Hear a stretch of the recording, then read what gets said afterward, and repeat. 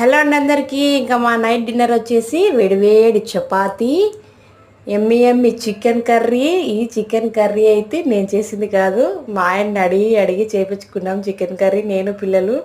ఇంకా ఎప్పుడు మేము చేసిందేనా, ఇంకా నువ్వు చేయి, ఈసారి నువ్వు చేసింది తినాలా అనేసి చేయించుకున్నాం. చూడండి, ఇంకా అలాగే ఇది మధ్యాహ్నం చేసిన ఎగ్ కర్రీ అన్నమాట, మిగిలిపోయింది కదా అది.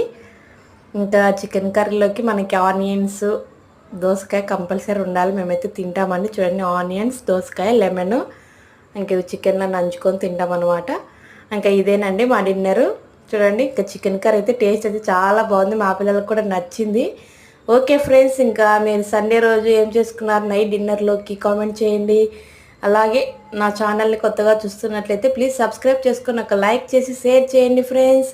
ఇంకా ఈ చికెన్ కర్రీ రెసిపీ కావాలంటే కామెంట్ చేయండి, నేను అప్లోడ్ చేసేస్తాను.